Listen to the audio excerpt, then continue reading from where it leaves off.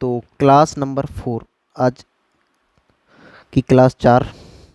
Hello everyone. तो class number 4 जिसमें हम पढ़ेंगे नेचर ऑफ रूट्स, मूलों की प्रकृति। इम्पोर्टेंट क्लास है, तो अच्छे से समझते हैं। आइए क्या होता है ये, किस तरीके से हम फाइंड आउट करते हैं। तो सबसे पहले जैसा कि हम जानते हैं किसी भी क्वाड्रेटिक इक्वेशन को हम लिखते हैं A x square plus B x plus C equal to 0। ठीक है। अगर मैं यहाँ पर कंडीशन की बात करता हूँ, ए यहाँ पर 0 नहीं होना चाहिए किसी भी क्वाड्रेटिक इक्वेशन होने के लिए, and a b and c belongs to real number. यानी ए बी एंड सी क्या होने चाहिए, रियल नंबर होने चाहिए। ठीक है। अब मैंने एक फॉर्मूला बताया था श्रीधराचार्य,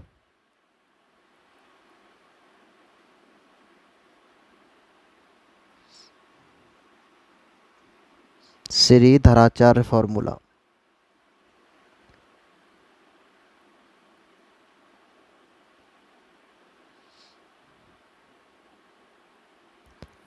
अब श्रीधराचार्य फॉर्मूला क्या कहता था कि इस इक्वेशन के अगर मैं रूट्स निकालता हूँ तो डायरेक्टली हम फॉर्मूले की हेल्प से निकाल सकते हैं, यानी कि x की वैल्यूज, वे वैल्यूज जो इस इक्वेशन को सेटिस्फाई करेंगी। तो मैं यहाँ से कहूँगा कि जो x की वैल्यू होती थी वो होती थी माइनस के b plus minus root of b square minus के 4ac अपॉन 2a। याद आ रहा है ये फॉर्मूला सबको? यानी कि x की वैल्यूज हम यहाँ से निकाल सकते थे। ठीक है। एक बार हमको क्या करना था, x की कितनी वैल्यू जाएंगी, 2। यहाँ पर एक बार प्लस लेंगे एंड एक बार माइनस लेंगे। लेकिन हमको एक चीज़ समझ में आ रही है कि यहाँ पर ये जो लिख रहा है बी स्क्वायर माइनस के 4ac, बी स्क्वायर माइनस के 4ac, इसको मैंने एक नया नाम दिया था discriminant D. Is it clear? लेकिन ये जो डी आ रहा है बी स्क्वायर माइनस 4ac, ये हमारे पास रूट्स में आ रहा है। किस में आ रहा है? रूट में। अब ये रूट में आ रहा है तो हमको एक चीज़ पता है कि रूट में कोई भी वैल्यू नेगेटिव नहीं हो सकती है। Is it clear? Negative possible value नहीं है। तो बेसिक आइडिया हमारा यहीं से स्टार्ट होता है कि जब भी किसी भी क्वाड्रेटिक इक्वेशन, हमारे पास ये रहा क्वाड्रेटिक इक्वेशन, अगर इसके हम रूट्स फाइंड आउट करेंगे इस इक्वेशन से, तो जो x की वैल्यूज आएंगी वो यहाँ से निकल के आएंगी। तो अब यहाँ पर ये वैल्यूज, डिस्क्रिमिनेंट की वैल्यू नेगेटिव नहीं हो सकती है। अगर ये नेगेटिव आ जाएगी तो हमारे जो रूट्स आएंगे वो फिजिबल नहीं होंगे, यानी कि पारिभाषित नहीं होंगे, रियल रूट्स नहीं होंगे।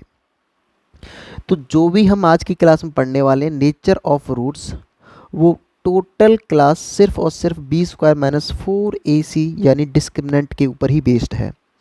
सिर्फ इसी के बेसिस पे हम फाइंड आउट करेंगे कि रूट्स किस तरीके के होंगे। तो चलिए आगे बढ़ते हैं।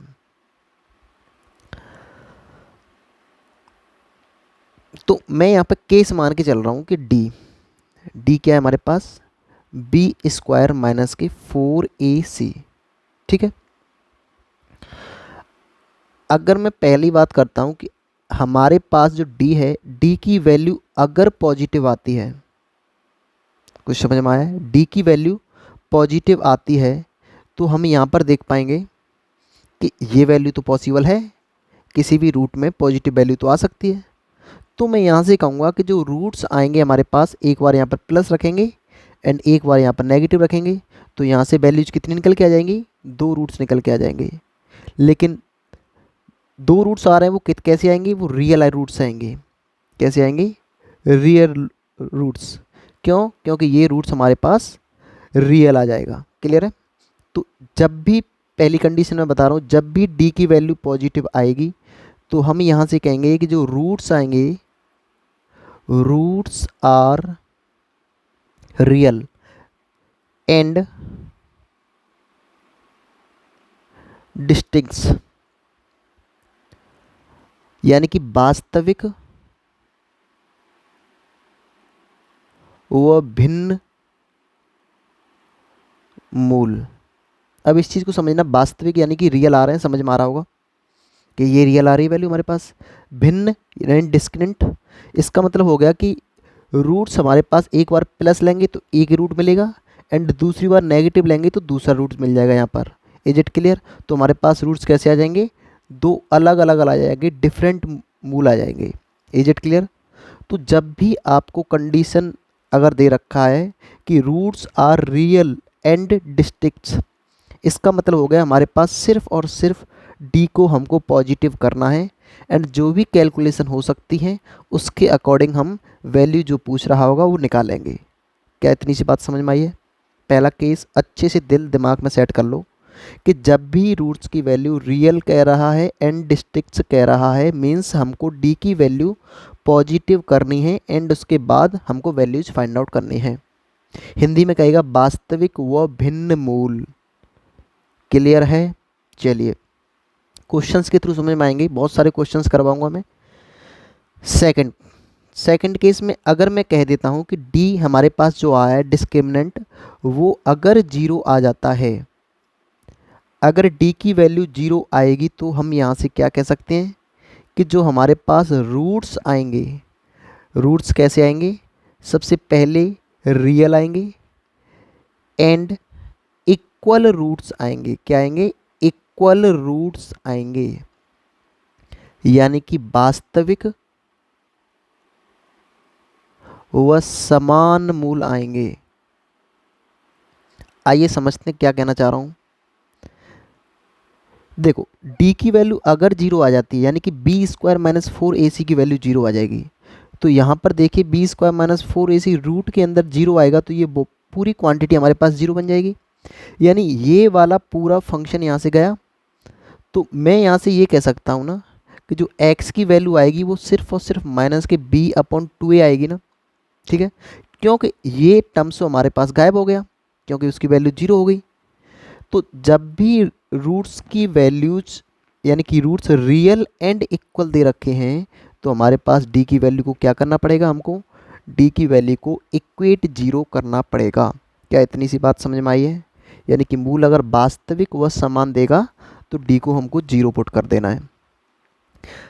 यहीं पर एक थर्ड केस आता है कि अगर हम डी की वैल्यू नेगेटिव मान के चल रहे हैं, यानी कि डी क्या है हमारे पास डिस्क्रिमिनेंट नेगेटिव आ जाता है, तो मैं यहाँ से कहूँगा कि जो हमारे पास रूट्स आने वाले हैं वो होंगे कॉम्प्लेक्स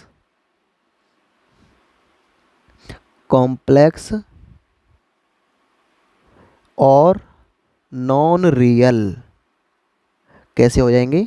कॉम्प्लेक्स और नॉन रियल, सम्मिश्र या काल्पनिक मूल। क्या इतनी सी बात समझ में आ रही है? क्या कहने चाह रहे हैं भाई कि जब भी d की वैल्यू नेगेटिव आएगी, यानी कि देखो यहाँ पर यही तो है हमारे पास d, B square minus four A C, अगर किसी भी रूट के अंदर नेगेटिव वैल्यू आएगी तो वो हमारे पास डिफाइन नहीं होता है। यानी कि मैथमेटिक्स में क्या होता है कि किसी भी रूट के अंदर नेगेटिव वैल्यू नहीं आएगी।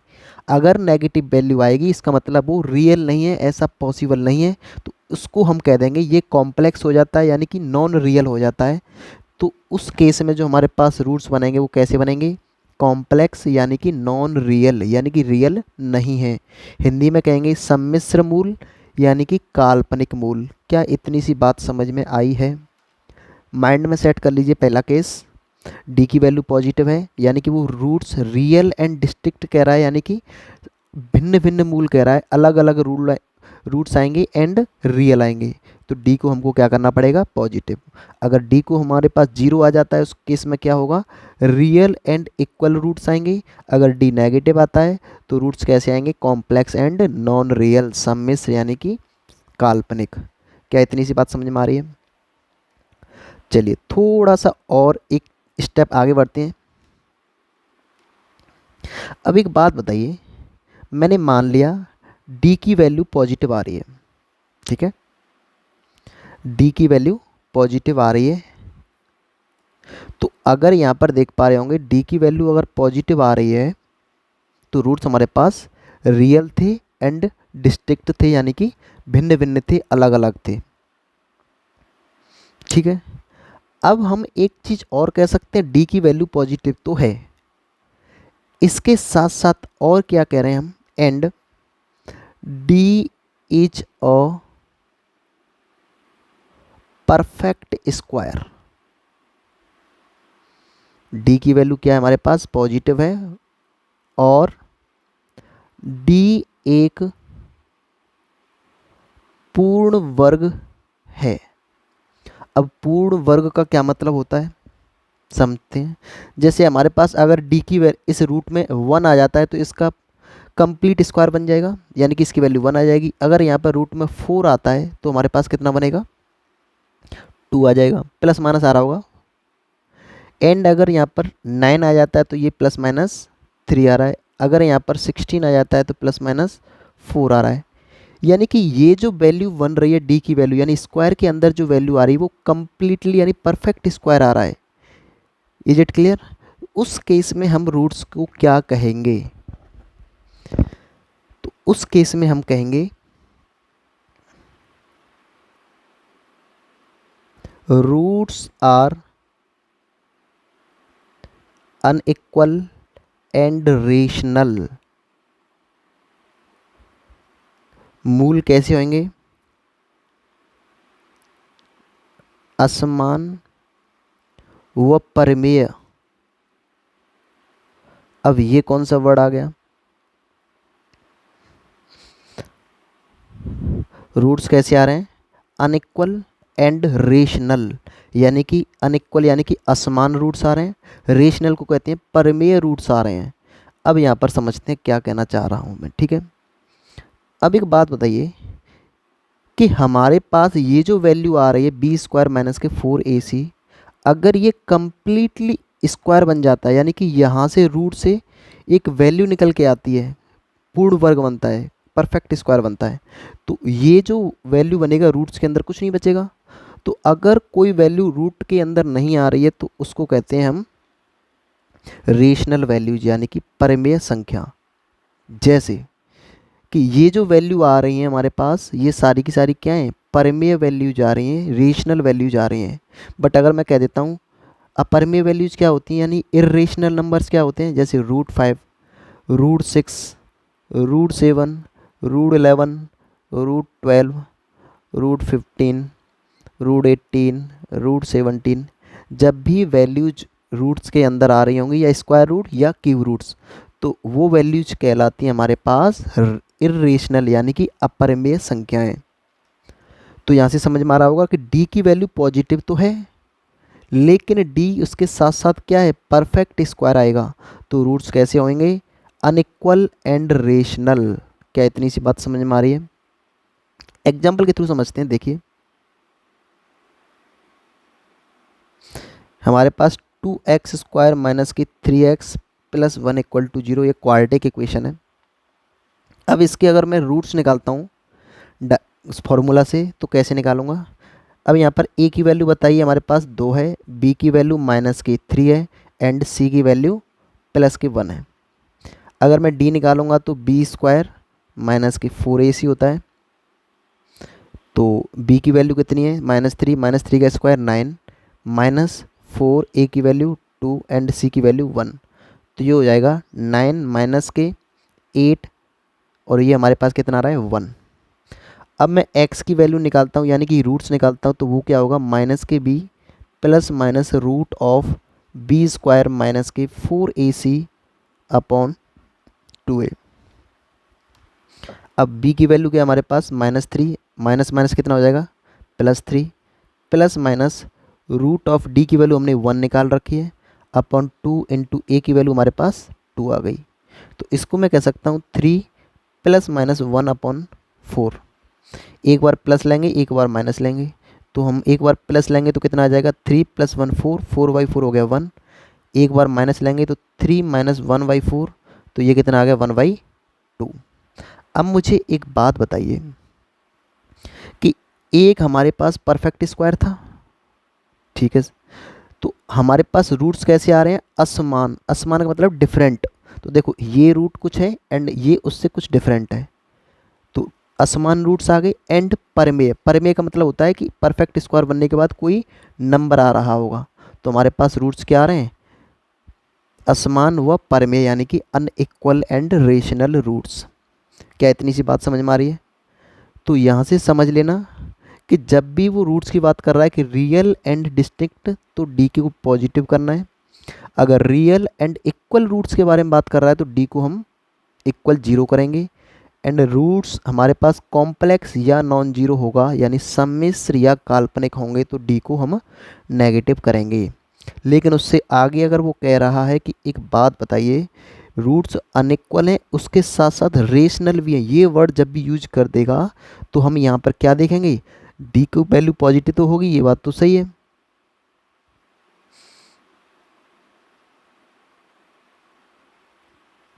ठीक है, लेकिन उसके साथ साथ हमको क्या देखना है कि डी की वैल्यू हमारे पास परफेक्ट स्क्वायर बन रही है या नहीं बन रही है। अगर परफेक्ट स्क्वायर बनती है तो रूट्स हमारे पास कैसे आएंगे, रेशनल, अदरवाइज इरेशनल यानी अपरिमेय रूट्स। ठीक है,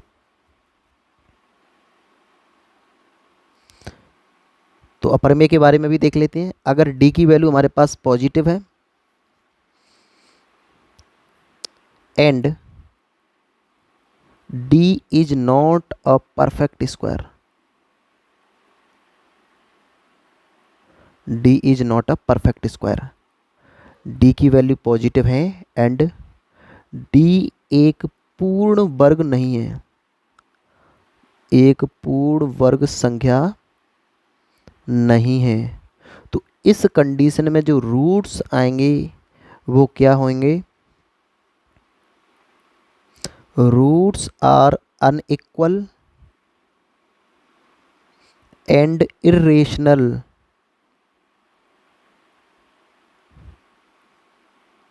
मूल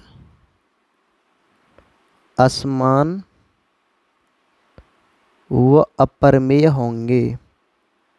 क्या इतनी सी बात समझ में आ रही है? अब इरेशनल क्या होता है, अपरिमेय क्या होता है, यानी कि ऐसी क्वांटिटी जिसका कंप्लीटली स्क्वायर नहीं बनता है, जैसे कि अभी मैंने बताया था root 3, root 5, root 6, root 7, root 8, root 10, इस तरीके से आ रहा होगा तो हम उसको क्या कहेंगे, इरेशनल रूट्स। ठीक है, जैसे एक एग्जांपल लेता हूँ कि हमारे पास x square plus 3x plus 1 equal to 0 कोई क्वाड्रेटिक इक्वेशन है। अब हम इसकी रूट्स निकालते हैं यानी x की वैल्यूज निकालते हैं, तो हमारे पास एक फॉर्मूला था Shridharacharya, x equal to minus के वी प्लस माइनस के root of b square minus के 4ac अपॉन 2a। ठीक है, लेकिन अगर मैं यहाँ से कंपेयर करता हूँ तो a की वैल्यू हमारे पास 1 है, b की वैल्यू 3 है एंड c की वैल्यू 1 है। ठीक है, तो अगर मैं x की वैल्यू निकालूंगा तो माइनस के 3 प्लस माइनस के रूट बी स्क्वायर की वैल्यू 9 माइनस के 4ac अपॉन 2 × 1, तो मैं यहाँ से कह सकता हूँ माइनस के 3 प्लस माइनस 9 माइनस 4 बचेगा रूट ऑफ 5/2। अब एक बार प्लस लेंगे एक बार माइनस, तो मैंने अगर यहाँ पे प्लस लिया तो माइनस के 3 प्लस रूट 5/2 एंड एक बार माइनस लेंगे तो -3 माइनस के रूट 5/2। इसको मैं ऐसे भी कह सकता हूँ माइनस के 3/2 plus root of 5/2, individually divide कर दिया है। इसको मैं ऐसे भी कह सकता हूँ माइनस के 3/2 माइनस ऑफ रूट 5/2। अब यहाँ पर देखना कि हमारे पास जो डी की वैल्यू जो हमने अभी निकाली थी वो क्या था, बी स्क्वायर माइनस के 4ac जो कि 5 आ रहा था, है ना। तो ये हमारे पास नंबर कैसा है, नॉन परफेक्ट स्क्वायर, यानी कि ये पूर्ण वर्ग संख्या नहीं है। और अगर डी पूर्ण वर्ग संख्या नहीं है तो हम रूट्स को क्या कहेंगे, अनइक्वल एंड इरेशनल यानी असमान एंड अपरिमेय। तो देख लो हमारे पास रूट्स कैसे आ रहे हैं, देखो दोनों रूट्स कैसे आ रहे हैं, डिफरेंट आ रहे हैं, असमान आ रहे हैं। एंड अपरिमेय, अपरिमेय का मतलब होता है कि रूट में कोई वैल्यू आ रही है, कंप्लीटली स्क्वायर नहीं बन रहा है। तो कुछ समझ में आया है नेचर में क्या कहना चाह रहा हूँ रूट्स के बारे में? ठीक है,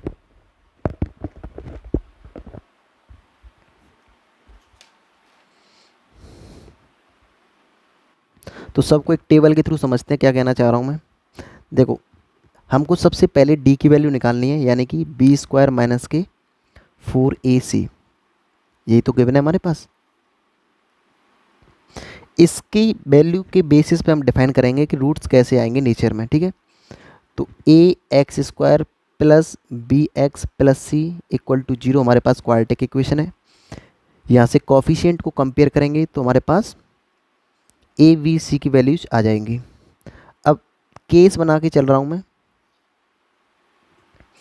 अगर हमारे पास डी की वैल्यू पॉजिटिव आती है, डी की वैल्यू पॉजिटिव आती है तो रूट्स कैसे आएंगे, रियल एंड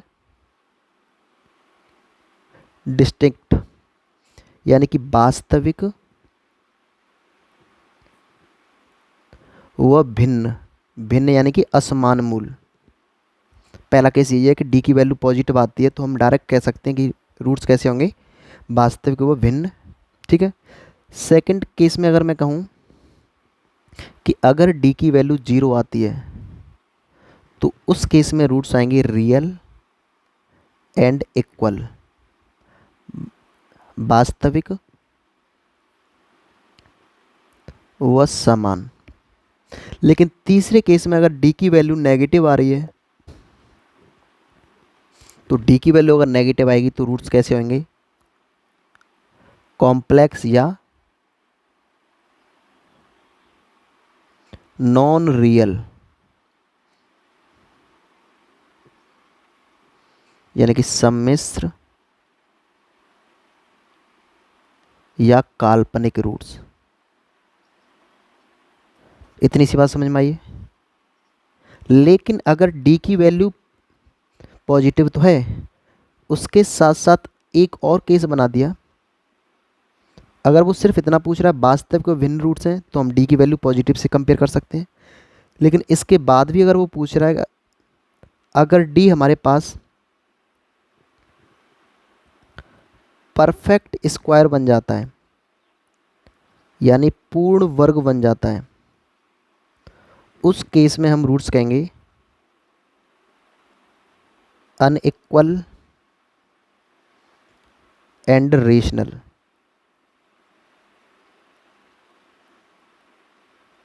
ठीक है, यानी कि परिमेय व असमान मूल। डी परफेक्ट स्क्वायर बनता है तब। लेकिन अगर डी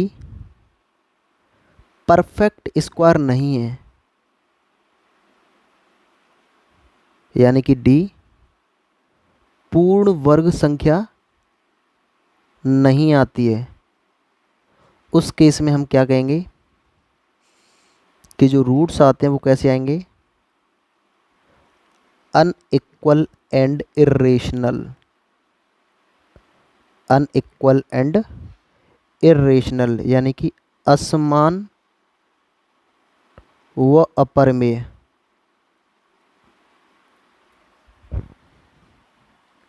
ये टेबल आपको याद रखनी है, काफ़ी इंपॉर्टेंट है, यहाँ से क्वेश्चन बनेगा, ठीक है। तो इस टेबल के थ्रू आप क्वेश्चंस करेंगे। थोड़ा सा एक और चीज़ समझ लेते हैं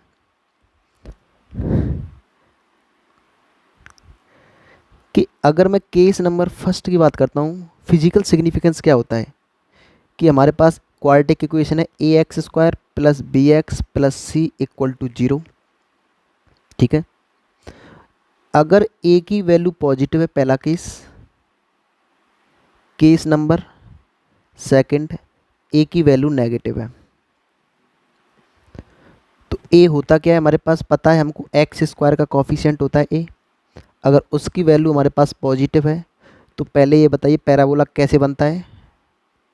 मैंने पिछली क्लास में बताया था ओपन अपवर्ड, यानी कि ऊपर की तरफ खुलेगा। तो अगर मैं डिफरेंट डिफरेंट केस बना लेता हूँ कि या तो वो पैराबोला ऐसे बन रहा होगा या पैराबोला ऐसे टच करता जा रहा होगा बस, या पैराबोला टच ही नहीं कर रहा होगा। अब मुझे एक बात बताइए कि जो भी एक्स एक्सिस के साथ पैराबोला कट करेगा, यानी कि एक्स की वैल्यूज जो मिल रही होंगी वही तो रूट्स होते थे। यानी कि इस इक्वेशन में एक्स की वे वैल्यूज जो इस इक्वेशन को सेटिस्फाई करती हैं वही तो रूट्स हैं। एक्स को सेटिस्फाई करने का मतलब होता है कि बाई की वैल्यू जीरो, और बाई की वैल्यू जीरो एक्स एक्सेस पर हो रही हैं। तो यहाँ पर जो रूट्स बन रहे हैं, दो बार काट रहे हैं, यानी कि रूट्स हमारे पास दो बन रहे होंगे। ठीक है, तो यहाँ पर रूट्स कैसे आएंगे, रियल एंड डिस्ट्रिक्ट, यानी कि यहाँ पर क्या है, डी की वैल्यू पॉजिटिव। हमेशा आगे से याद रखना कि जब भी कोई पैराबोला एक्स एक्सिस को दो बार कट करेगा, यानी कि डी की वैल्यू हमारे पास पॉजिटिव आएगी। अब यहाँ पर देखेंगे तो ये एक्स एक्सिस को सिर्फ एक बार टच कर रहा है, यानी कि यहाँ पर जो रूट्स बन रहे हैं वो अल्फ़ा एंड बीटा दोनों सेम है। और जब रूट्स सेम आते हैं इसका मतलब डी क्या होता है, डी की वैल्यू पॉजिटिव आएगी, सॉरी जीरो आएगी। ठीक है, और यहाँ पर जो रूट्स बनाएंगे वो रियल एंड इक्वल रूट्स आएंगे। कैसे आएंगे, रियल एंड इक्वल, यानी वास्तविक व समान रूट्स। Is it clear. अब इस केस में अगर मैं कहूँगा कि ये एक्स एक्सिस हो गया, क्या ये एक्स एक्सिस पर कट कर रहा है, यानी ये एक्स एक्सिस पर कट नहीं कर रहा है, इसका मतलब मैं कहूँगा कि यहाँ पर रूट्स रियल नहीं आएंगे, यानी कि कोई ऐसी वैल्यूज नहीं है जो इस इक्वेशन को सेटिस्फाई करे, यानी कि बाई की कोई ऐसी वैल्यूज नहीं जो एक्स एक्सिस को जीरो बना दे। तो यहाँ पर मैं कहूँगा जो डी की वैल्यू हमारे पास नेगेटिव है, और जो रूट्स आएंगे वो आएंगे कॉम्प्लेक्स। कैसे आएंगे, कॉम्प्लेक्स, यानी कि नॉन रियल, आभासी रूट्स। ठीक है, केस नंबर सेकंड में अगर मैं बात करता हूँ तो सेकंड केस में क्या होगा, ए की वैल्यू नेगेटिव है, तो पैराबोला किधर ओपन होगा, डाउनवर्ड। तो या तो केस ऐसे बन सकता है, या केस ऐसे बन सकता है, और या केस ऐसे बन सकता है। ठीक है, यहाँ पर देख रहे होंगे ये एक्स एक्सिस को कितनी बार काट रहा है, दो बार। तो यहाँ पर अल्फ़ा एंड बीटा दो डिफरेंट रूट्स आएंगे, एंड रूट्स कैसे आएंगे, रियल एंड डिस्ट्रिक्ट, यानी कि वास्तविक व असमान, यानी भिन्न भिन्न। एंड डी की वैल्यू क्या आएगी, पॉजिटिव, तभी तो रूट्स बनेंगे। तो अब यहाँ पर देख रहे होंगे तो डी की वैल्यू कितनी आ जाएगी, जीरो, और यहाँ पर डी की वैल्यू पॉजिटिव, एंड यहाँ पर डी की वैल्यू नेगेटिव, क्योंकि कोई ऐसी वैल्यूज नहीं है जो इस इक्वेशन को सेटिस्फाई करे, यानी कि वाई की ऐसी कोई वैल्यूज नहीं है जो एक्स एक्सिस को जीरो कर दे। लेकिन ये किस केस में हो रहा है, ए की वैल्यू नेगेटिव, ए की वैल्यू नेगेटिव, एंड ए की वैल्यू नेगेटिव। ये आगे क्वेश्चंस में काम आएंगे, यहाँ पर आपको माइंड में रखने हैं याद। क्वेश्चंस 2 या 3 साल से कुछ इस तरीके के फॉर्मूला बेस्ड एंड इस ग्राफ पर बेस्ड क्वेश्चंस पूछे हैं। आगे मैं क्लास में डिस्कस करूँगा, तब समझ में आएगा कि डायरेक्टली क्वेश्चंस कैसे बनेंगे यहाँ से। ठीक है, जो कहते हैं ना कि लेवल बढ़ता चला जा रहा, कुछ नहीं, लेवल बस ये है कि थोड़ा सा चीज़ों को उसी जो कम पढ़ते रहे थे उन्हीं को अच्छे तरीके से पढ़ना है, यानी डिटेल में पढ़ना है बस। जो भी थ्योरी है बस यही थी। तो यहाँ पर हमने आज की क्लास में सिर्फ क्या समझा है कि नेचर ऑफ रूट्स हम कैसे किसी इक्वेशन के फाइंड आउट करते हैं, इसी के ऊपर कुछ बेस्ड क्वेश्चंस हैं उनको करते हैं। चलिए,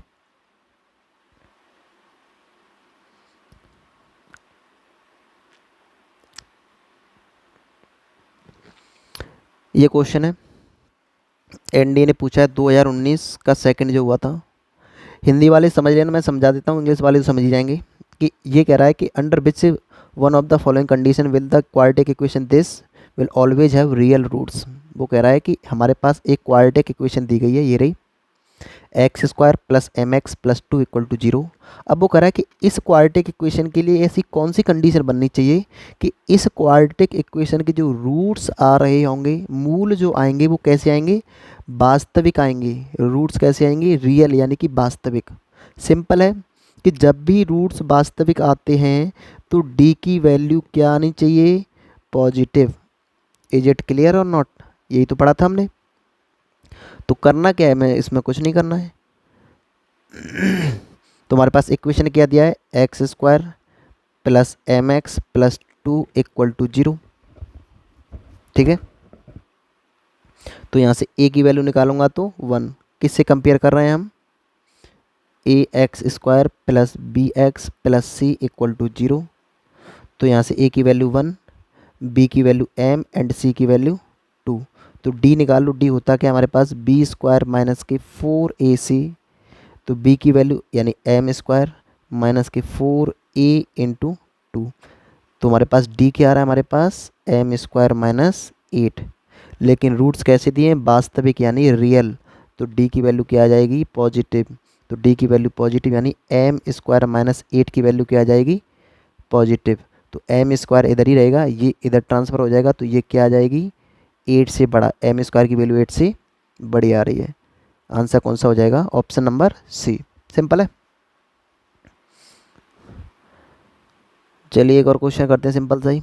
सिंपल नहीं, ये काफ़ी अच्छा है, इसको थोड़ा सा देर में करते हैं, पहले इसको करते हैं। सिंपल सा क्वेश्चन ये है, ये भी एनडी 2021 ने पूछा है फर्स्ट में।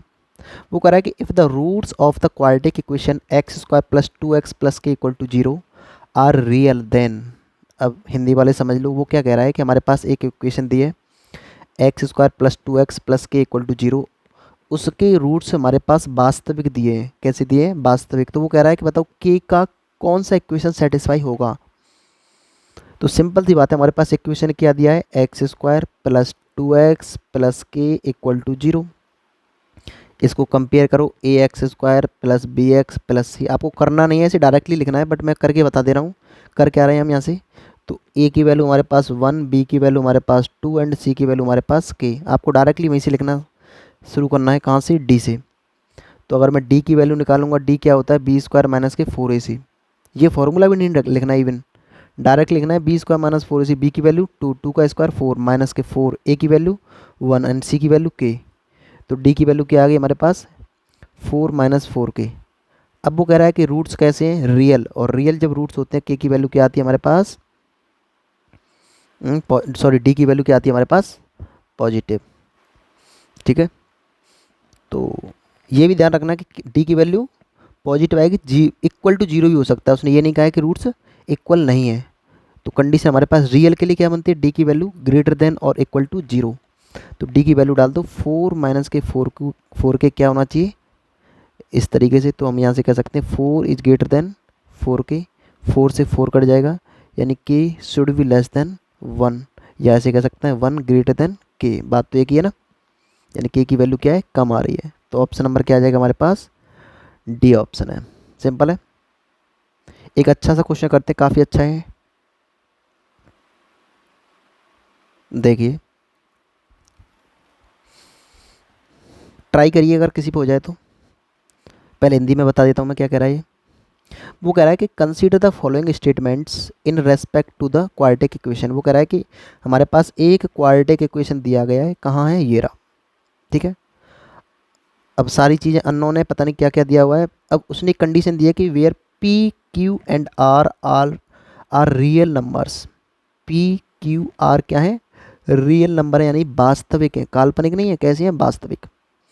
उसके बाद वो पूछ रहा है कि अच्छा अगर ऐसा है तो क्या कंडीशन फुलफिल होनी चाहिए। हमारे पास ऑप्शंस हैं। ऐसे एनडी को ऐसे क्वेश्चन से बहुत प्यार है कि 2-3 ऑप्शंस देगा, उसमें से देखेगा कौन से सही है कौन से गलत हैं। इवन यूपीएससी को प्यार है, जितने भी यूपीएससी के क्वेश्चन उठा के देखोगे तो ज़्यादातर statement first and statement second वाले क्वेश्चंस दे रखे होंगे।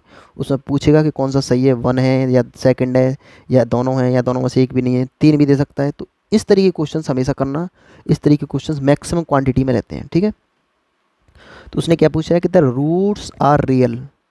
वो कह रहा है कि बताओ ये स्टेटमेंट बात सही है या नहीं, कि मूल वास्तविक होंगे, ये बात सही है या नहीं, वो पूछ रहा है। सेकंड पूछ रहा है कि द रूट्स आर इक्वल, मूल क्या होंगे, बराबर हैं, कब, कंडीशन है यदि पी और क्यू बराबर हैं एंड आर की वैल्यू 0। सेकंड स्टेटमेंट में क्या कहा है उसने कि रूट्स इक्वल होंगे, लेकिन कब, जब पी बराबर क्यू के एंड आर की वैल्यू 0 के। क्या ये कंडीशन स्टेटमेंट सही है या ये सही है, दोनों सही है, इनमें से दोनों सही नहीं है। इस तरीके का क्वेश्चन है, काफ़ी इंपॉर्टेंट, अच्छा भी क्वेश्चन है। ठीक है, इसको छोटा कर देते हैं, चलिए समझते हैं क्या कह रहा है। देखो हमारे पास क्वाड्रेटिक इक्वेशन क्या दिया है, 4 इंटू एक्स माइनस के पी एंड एक्स माइनस के क्यू माइनस के आर स्क्वायर इक्वल टू 0। कुछ स्टूडेंट्स को तो ये क्वाड्रेटिक इक्वेशन दिख ही नहीं रही होगी, लेकिन यहाँ पर एक चीज़ समझ लेना कि यहाँ पर एक्स है एंड यहाँ पर एक्स है। क्वाड्रेटिक इक्वेशन होने के लिए एक्स स्क्वायर टर्म्स आना चाहिए, तो ये मल्टीप्लाई हो गई, एक्स स्क्वायर टर्म्स हमारे पास आ जाएगा। उस चीज़ को हम करके देख लेंगे अभी। ठीक है, इतनी सी बात समझ में आई है कि हमारे पास ये क्वाड्रेटिक इक्वेशन है। तो देखो मैं क्या कर रहा हूँ, एक्स माइनस के पी एंड एक्स माइनस के क्यू, इसको मैंने 4 से डिवाइड किया है। इसको मैंने 4 से डिवाइड किया है एंड इसको मैंने 4 से डिवाइड किया है, इसको मैंने 4 से डिवाइड किया है। तो इसको मैं 4 से डिवाइड करूँगा तो ये 4 कट जाएगा, इसको मैं 4 से डिवाइड करूँगा तो नहीं कटेगा, एंड इसको मैं डिवाइड करूँगा तो ये तो 0 बनना ही है। तो मैं इसको ऐसे नहीं कर सकता, माइनस के क्या कर दिया, माइनस के r square by 4 equal to 0। बताइए इतनी सी चीज़ समझ में आई है कि नहीं? मैंने क्या किया है, 4 से डिवाइड कर दिया है पूरे इक्वेशन को। अब इसको मैं मल्टीप्लाई करके देख लेता हूँ। तो कैसे करते हैं मल्टीप्लाई, पहले एक का एक इस बार करेंगे, फिर ऐड करके फिर इसमें करेंगे, फिर इसका इसमें करेंगे, फिर इसका इसमें करेंगे, ठीक है। तो एक्स का एक्स में किया तो एक्स स्क्वायर, फिर एक्स का माइनस क्यू में किया तो एक्स इंटू क्यू, फिर इसका इसमें किया तो माइनस के एक्स इंटू पी, फिर इसका इसमें किया तो माइनस माइनस क्या हो गया plus, and p and q का मल्टीप्लाई पी क्यू, और यहाँ पर ये टर्म्स क्या है, r square by 4 equal to 0। क्या इतनी सी बात समझ में आ रही है? अब कलेक्ट कर लेते हैं। देखो ये एक्स स्क्वायर है, यहाँ पर एक्स के टर्म्स को अलग कर लेते हैं, यानी कि पी प्लस क्यू यहाँ पर बनेगा। क्या किया है मैंने, यहाँ से एंड यहाँ से एक्स कॉमन लिया है, एक्स बाहर निकाला है तो माइनस एक्स बाहर निकल के आएगा, यहाँ प्लस बन जाएगा। उसके बाद क्या बनना है, प्लस के पी क्यू माइनस के r square by 4 equal to 0। अब यहाँ पर देखना, मेरे को थोड़ा सा क्वेश्चंस का फॉर्मेट चेंज हो गया है। देखो हमारे पास क्वाड्रेटिक इक्वेशन जो भी होता था हमारे पास यही तो होता था, A x square plus B x plus C equal to 0। अब इसको कंपेयर करके देखो, देखो एक्स स्क्वायर के साथ जो भी कोफिशिएंट आता है उसको ए कहते हैं। देखो एक्स स्क्वायर के साथ कोफिशिएंट क्या आ रहा है 1, तो मैं यहाँ से कह सकता हूँ ए की वैल्यू हमारे पास कितनी आ गई 1। दूसरी चीज़, एक्स के साथ जो भी कोफिशिएंट आता है उसको बी कहते हैं। यहाँ पर एक्स ये रहा, इसके साथ कोफिशिएंट क्या है p plus q, but minus sign के साथ, तो मैं यहाँ से बी कह सकता हूँ क्या आ गया माइनस के पी प्लस क्यू। अब जो बचता है रिमेनिंग टर्म उसको सी कहते हैं। तो यहाँ पर हमारे पास टर्म्स कितना बच रहा है, ये पूरा के पूरा टर्म बच रहा है, तो इसको हम क्या कह देंगे, सी की वैल्यू क्या आ जाएगी, पी क्यू माइनस के आर स्क्वायर अपॉन 4। क्या इतनी सी बात समझ में आ रही है?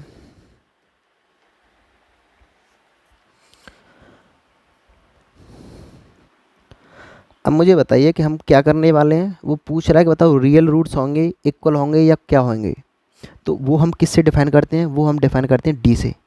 डी यानी कि बी स्क्वायर माइनस 4ac। तो डी निकाल लो, बी स्क्वायर यानी इस पूरे का स्क्वायर बनेगा, पी प्लस क्यू यानी माइनस टर्म्स है तो माइनस का स्क्वायर तो प्लस ही हो जाएगा, तो इस माइनस को तो मैं लगा नहीं रहा हूँ, एक ही बात हो गई है, ठीक है। क्योंकि इस पूरे टर्म्स का स्क्वायर करोगे तो माइनस गायब हो जाएगा, यानी स्क्वायर बन के प्लस हो जाएगा, पी प्लस क्यू बचेगा तो प्लस हो जाएगा, ठीक है। माइनस है 4, ए की वैल्यू हमारे पास 1 है, एंड सी की वैल्यू हमारे पास क्या है, पी क्यू माइनस के आर स्क्वायर बाई 4। डी की वैल्यू यही तो आ रही है हमारे पास। अब इसको पूरे को ओपन करते हैं, ये बन रहा है P square plus Q square plus 2pq, A plus B का होल स्क्वायर खोल दिया, A square plus B square plus 2ab। इस वाले टर्म्स को अंदर मल्टीप्लाई कर दे तो ये बन रहा है माइनस के 4pq, ये माइनस अब ये माइनस प्लस हो जाएगा, और ये टर्म्स इसके साथ मल्टीप्लाई होगा, अब तो ये बन जाएगा प्लस के 4r स्क्वायर बाई 4। क्या इतनी सी बात समझ में आ रही है? अब ये बात बताइए, प्लस के 2pq एंड माइनस के 4pq क्या बनेगा, माइनस के 2pq बनेगा। क्या बनेगा, ऐसे कह सकता हूँ P square plus Q square minus के 2pq प्लस के 4 से 4 कटेगा आर स्क्वायर। अब ये बताओ ये क्या बन रहा है, ये बन रहा है p माइनस क्यू का whole square plus r square, यही तो बनेगा। लेकिन ये आई किसकी वैल्यू है, डी की वैल्यू। थोड़ा सा समझो, हमारे पास डी क्या निकल के आ रहा है, ये निकल के आया हमारे पास डी। अब वो क्या पूछ रहा है, इस चीज़ को मैं रफ कर लेता हूँ इधर से, तो है ना।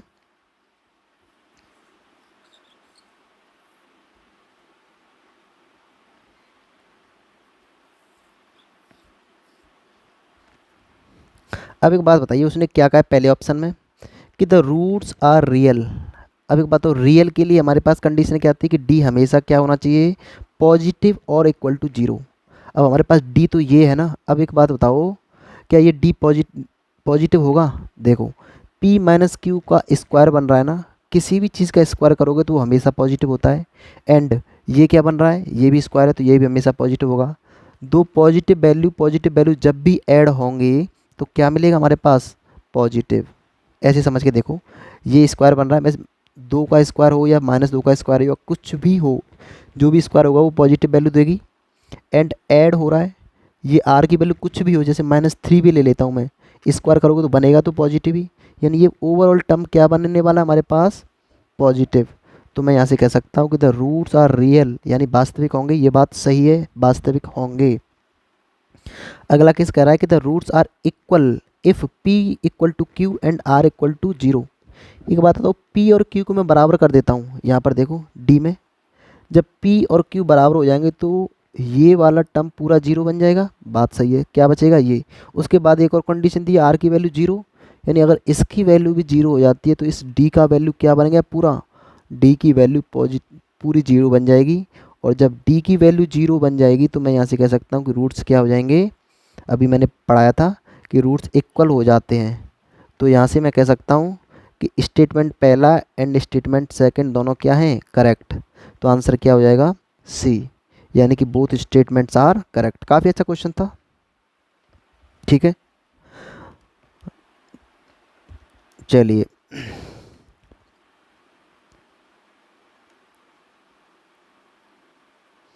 ये क्वेश्चन करा दिया अभी।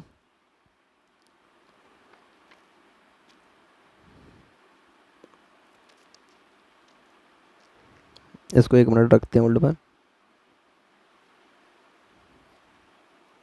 अच्छा इसको देखिए, ये भी एनडी 2017 में पूछा है। वो कह रहा है कि if the graph of a quadratic polynomial lies entirely above the x-axis then which one of the following is correct। वो ये कह रहा है कि यदि किसी क्वाड्रेटिक इक्वेशन का, क्वाड्रेटिक पॉलिनोमियल का जो ग्राफ होता है वो पूरी तरीके से एंटायरली यानी पूरी तरीके से एबव यानी ऊपर, किसके, एक्स एक्सिस के, यानी कि ये हमारे पास एक्स एक्सिस है, एंटायरली एबव का मतलब होता है इस तरीके से पूरा ऊपर बन रहा है। तो वो कह रहा है कि then which one of the following is correct, तो इनमें से कौन सा कथन हमारे पास सही होगा। कुछ समझ में आया। पहला ऑप्शन हमारे पास बोथ रूट्स आर रियल। एक बात बताओ, अभी मैंने ग्राफ में क्या पढ़ाया था कि जब भी कर्व टच नहीं करता है तो रूट्स कैसे आते हैं, इमेजिनरी, यानी एक्स की कोई भी वैल्यू ऐसी नहीं आएंगी जो एक्स को 0 कर देगा, यानी रूट्स रियल नहीं आएंगे। इस केस में कॉम्प्लेक्स रूट्स आते हैं। क्या बात समझ में आ रही है। तो both the roots are real, ये बात गलत है। One root is real and other is complex, ये बात गलत है। दोनों रूट्स या तो कॉम्प्लेक्स आएंगे या रियल। अगर ऐसे भी बनता है तो दोनों रूट्स कैसे आएंगे हमारे पास, real. Both the roots are complex, ये बात सही है। कॉम्प्लेक्स आया ना, यानी कि नॉन रियल, सम्मिश्र मूल आएंगे। तो ऑप्शन नंबर कौन सा हो जाएगा इस केस में, सी ऑप्शन सही है यहाँ पर, ठीक है। काफ़ी इस तरीके से क्वेश्चंस बनते हैं।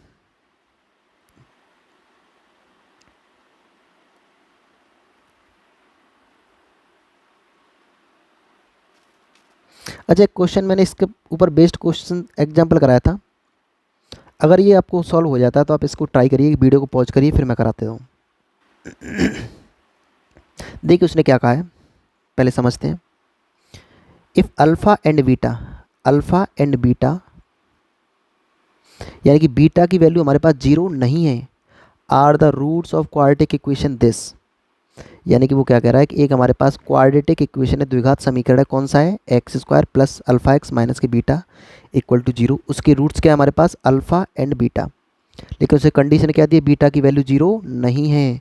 देन द क्वाड्रेटिक एक्सप्रेशन, यानी कि एक और हमारे पास क्वाड्रेटिक इक्वेशन है, तो उसके बारे में पूछ रहा है, इसकी लीस्ट यानी कि मिनिमम वैल्यू, लीस्ट यानी कि मिनिमम वैल्यू, ग्रेटेस्ट यानी कि मैक्सिमम वैल्यू, ग्रेटेस्ट यानी कि मैक्सिमम वैल्यू, यानी इस क्वाड्रेटिक इक्वेशन की वो पूछ रहा है लीस्ट यानी कि मिनिमम या मैक्सिमम वैल्यू क्या होगी। क्या समझ में आया है। चलिए इसको सॉल्व करते हैं।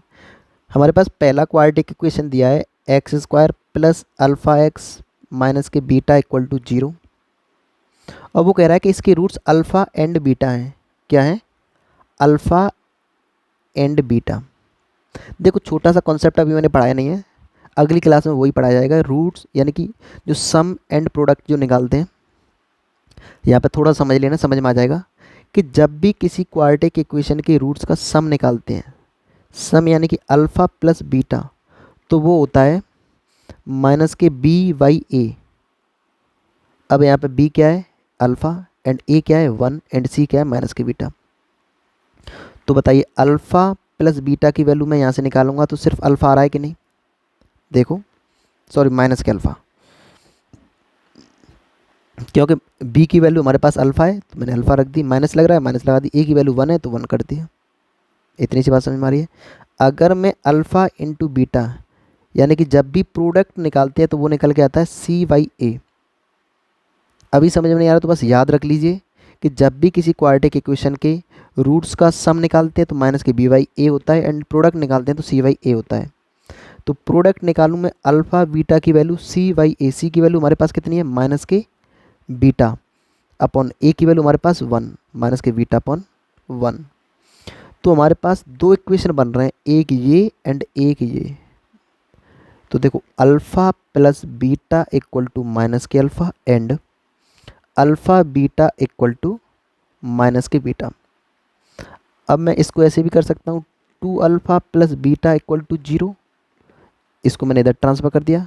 लेकिन यहाँ पर मैं क्या कर सकता हूँ, alpha beta plus beta equal to 0, beta से बीटा काटेंगे नहीं, इसको मैंने इधर ट्रांसफर किया, माइनस था इधर प्लस आ गया, इक्वल टू 0 हो गया। अब मैंने यहाँ से बीटा कॉमन ले दिया तो ये बन रहा है अल्फ़ा प्लस 1 इक्वल टू 0। अब मुझे बताइए कि ये किस केस में 0 हो जाएगा, या तो ये 0 हो जाए या हमारे पास ये 0 हो जाए, तभी तो हो सकता है। तो या तो ये टर्म 0 हो जाए या पूरा ये टर्म 0 हो जाए, तभी तो 0 मिलेगा। लेकिन उसने क्या कहा है कि बीटा 0 नहीं हो सकता है। तो जब बीटा 0 नहीं होगा तो हमारे पास अल्फ़ा प्लस 1 की वैल्यू 0 आएगी, यानी अल्फ़ा की वैल्यू हमारे पास माइनस के 1 आएगी। और जब अल्फ़ा माइनस 1 आ जाता है तो मैं यहाँ से 2 इंटू अल्फ़ा की वैल्यू माइनस के 1 प्लस बीटा इक्वल टू 0, तो माइनस के 2 equal to minus K beta, तो बीटा की वैल्यू हमारे पास 2 आ जाती है। क्या इतनी सी बात समझ में आ रही है। अल्फ़ा एंड बीटा की वैल्यू हमने फाइंड आउट कर ली है। अब क्या कह रहा है वो, अब इस इक्वेशन के बारे में बात कर रहा है कि इस इक्वेशन की वैल्यू मैक्सिमम या मिनिमम क्या होगी, यही तो पूछ रहा है। तो देखो हमारे पास किस इक्वेशन के बारे में बात कर रहा है, x square plus alpha x plus beta. लेकिन हमारे पास अल्फ़ा बीटा की वैल्यू तो आ चुकी हैं, तो माइनस के एक्स स्क्वायर, अल्फ़ा की वैल्यू माइनस के 1 तो ये बन गया माइनस के एक्स, बीटा की वैल्यू 2 तो ये बन गया प्लस 2। ये हमारे पास क्या बन गया, क्वाड्रेटिक इक्वेशन। अब वो क्या कह रहा है कि इसकी वैल्यूज मैक्सिमम आएगी, मिनिमम आएगी, और कितनी आएगी। अब मैंने ये पिछली क्लास में कंसेप्ट बताया था कि A x square plus B x plus C equal to 0 में अगर ए की वैल्यू पॉजिटिव आती है तो कर्व ऐसे ओपन होता है, अगर ए की वैल्यू नेगेटिव आती है तो कर्व ऐसे ओपन होता है, और अगर ए की वैल्यू पॉजिटिव है तो वैल्यू कितनी आती है, मिनिमम, और ए की वैल्यू नेगेटिव होती है तो वैल्यू क्या आती है, मैक्सिमम। यहाँ पर बताइए ए क्या है, ए है हमारे पास नेगेटिव। देखिए एक्स स्क्वायर का कोफिशिएंट -1 है तो हमारे पास ए क्या आ गया, नेगेटिव। और जब ए नेगेटिव आएगा तो वैल्यू क्या आएगी, मैक्सिमम आएगी। क्या आएगी, मैक्सिमम आएगी। तो जब मैक्सिमम आएगी तो ये वाला ऑप्शन, ये वाला ऑप्शन तो बिल्कुल गायब हो जाएगा। अब वो पूछ रहा है ग्रेटेस्ट वैल्यू कितनी आएगी, दोनों में से अब ग्रेटेस्ट वैल्यू भी पूछ रहा है। तो देखो किस तरीके से घुमाया क्वेश्चन को, ठीक है। तो हमको पता है कि ग्रेटेस्ट वैल्यू क्या आती है, माइनस के डी अपॉन 4a। कहाँ पर आती है, at x equal to minus के बी अपॉन 2a पर। तो पूछ क्या रहा है, माइनस के डी अपॉन 4a की वैल्यू ही तो पूछ रहा है। तो इस इक्वेशन में डी बताओ, ए क्या आ जाएगा, ए की वैल्यू -1, बी की वैल्यू -1, सी की वैल्यू 2। तो बताइए डी की वैल्यू क्या आ जाएगी, बी स्क्वायर माइनस के 4ac, बी की वैल्यू -1 का स्क्वायर माइनस के 4 इंटू माइनस के 1 इंटू 2। तो कितना बन गया, 1 प्लस ये माइनस माइनस प्लस हो गया 8 इक्वल टू 9। तो इसकी ग्रेटेस्ट वैल्यू पूछ रहा है तो कितना आ जाएगा, माइनस ऑफ डी की वैल्यू 9/4 इंटू ए की वैल्यू -1। तो कितना बन गया, माइनस से माइनस गया 9/4। ये क्या आ रहा है, मैक्सिमम वैल्यू या ग्रेटेस्ट वैल्यू एक ही चीज़ है, ठीक है। तो 9/4 आ रहा है, ऑप्शन नंबर डी हमारे पास आंसर हो जाएगा। काफ़ी अच्छा क्वेश्चन थे, कुछ इस तरीके से क्वेश्चंस आते हैं। कंसेप्ट यही है, सिर्फ और सिर्फ कैलकुलेशन इधर उधर करनी है। बाकी मैंने इतना ये सारी छोटी छोटी चीज़ें लिख लिख के किया है, इतना टाइम नहीं लगना चाहिए, 1 मिनट में क्वेश्चन सॉल्व हो जाता। जब थोड़ी प्रैक्टिस हो जाती है तो स्पीड बढ़ेगी। तो हम क्या करेंगे डायरेक्टली कि ये दिया है, अल्फ़ा प्लस बीटा निकालो, अल्फ़ा बीटा निकालो, वैल्यू इधर इधर पुट करो, अल्फ़ा बीटा की वैल्यू निकालो, फिर इस इक्वेशन के बारे में बात कर रहा है वो इक्वेशन बना दो। उसके बाद इतना पता होना चाहिए कि ए की वैल्यू हमारे पास पॉजिटिव है नेगेटिव है। अगर पॉजिटिव आता है तो मिनिमम वैल्यू मिलती है, नेगेटिव आता है तो मैक्सिमम वैल्यू मिलती है। और जब मैक्सिमम वैल्यू चाहिए तो हमको कितनी आती है, -d/4, पिछली क्लास में कराया है। तो सारे क्वेश्चंस फॉर्मूले यानी कॉन्सेप्ट जो होते हैं आपको माइंड में होने चाहिए, ज़्यादा टफ नहीं बनेगा, यानी कि सिर्फ और सिर्फ उन्हीं को मैनिपुलेट करते रहेंगे इधर उधर, ठीक है। चलिए मिलते हैं कल की क्लास में। थोड़ा सा प्रैक्टिस बढ़ाइए और कॉन्सेप्ट को मेमोराइज करिए, फॉर्मूले को याद करते रहिए, ठीक है। Bye bye, good bye. हाँ, चैनल को सब्सक्राइब कर लीजिएगा और शेयर कर देना सभी के साथ।